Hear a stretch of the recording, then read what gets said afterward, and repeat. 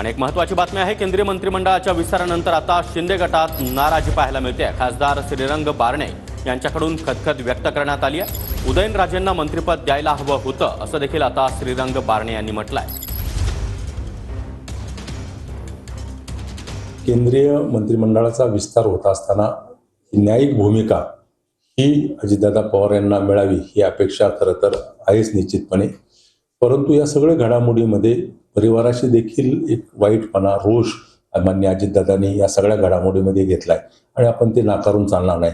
आणि म्हणून या भारतीय जनता पक्षाचे एनडीएचे घटक पक्ष म्हणून अजितदादाला देखील न्यायिक भूमिका मिळावी ही रास्त अपेक्षा आहे। सर, भारतीय जनता पक्षाने कुणाला मंत्री करावं हा त्यांचा पक्षाचा अंतर्गत विषय, परंतु छत्रपती शिवाजी महाराजांच्या गादीला न्याय मिळावा ही भूमिका राज्यातील जनतेची निश्चितपणे। छत्रपती उदयनराजे भोसले हे मला वाटतं तिसऱ्यांदा खासदार होतात आणि ते सिनियर पण आहे आणि छत्रपतीच्या गादीला जर मान मिळाला असता तर नक्कीच महाराष्ट्राच्या जनतेला एक अभिमान वाटला असता। शिवसेना पक्षाचे 7 खासदार आले। एकूणच महाराष्ट्रामध्ये भारतीय जनता पक्षाने 28 जागा लढवल्या, शिवसेनेने 15 जागा लढवल्या। 28 जागेमध्ये भारतीय जनता पक्षाचे 9 खासदार निवडून आले आणि शिवसेनेचे 7 खासदार निवडून आले। आमची अपेक्षा होती की शिवसेना पक्षाला एक कॅबिनेट मंत्री आणि एक राज्यमंत्रीपद मिळेल अशी अपेक्षा होती, परंतु खरं तर शिवसेना पक्ष हा भारतीय जनता पक्षाचा अतिशय जुना साथी म्हणून शिवसेनेकडे पाहिलं जातं।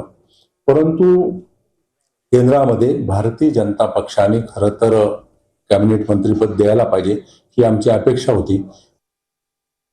तर खासदार श्रीरंग बारणे यांच्याकडून आता या ठिकाणी खदखद व्यक्त करण्यात आलेली आहे। उदयनराजेंना मंत्रिपद द्यायला हवं होतं, अजित पवार गटाबाबत देखील न्यायिक भूमिका घ्यायला हवी होती असं खासदार श्रीरंग बारणे यांनी म्हटलं आहे। केंद्रीय मंत्रिमंडळामध्ये या ठिकाणी शिंदे गटाला एक राज्यमंत्रीपद देण्यात आलेलं आहे। प्रतापराव जाधव यांनी कालच नरेंद्र मोदी यांच्यासोबत राज्यमंत्रीपदाची शपथ घेतली आहे।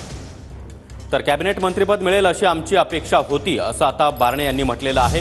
कॅबिनेट मंत्रिपद मिळेल अशी आम्हाला अपेक्षा होती असं बारणे यांनी म्हटलेलं आहे। मात्र शिंदे गटाला प्रतापराव जाधव यांच्या रूपानं एक केंद्रीय राज्यमंत्रीपद पदरात पाडून घ्यावं लागलं। तर कॅबिनेट मंत्रिपदाची अपेक्षा असताना केवळ राज्यमंत्रीपद या ठिकाणी मिळालेलं आहे, त्यामुळे श्रीरंग बारणे यांनी आता नाराजी व्यक्त केली आहे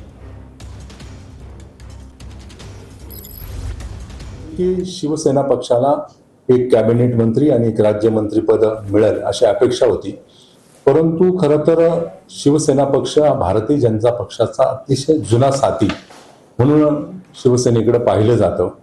परंतु केंद्रामध्ये भारतीय जनता पक्षाने खरं तर कॅबिनेट मंत्रीपद द्यायला पाहिजे ही आमची अपेक्षा होती।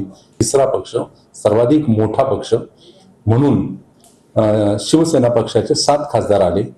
5 खासदार चिराग पासवानचे आमच्या नंतर आले, त्यांना कॅबिनेट मंत्रीपद देण्यात आलं आणि शिवसेनेला खरं तर राज्यमंत्रीपद देण्यात आलं। हा कुठेतरी मला तरी व्यक्तिशः असं वाटतं की हा दुजाभाव शिवसेनेच्या बाबतीमध्ये होतोय।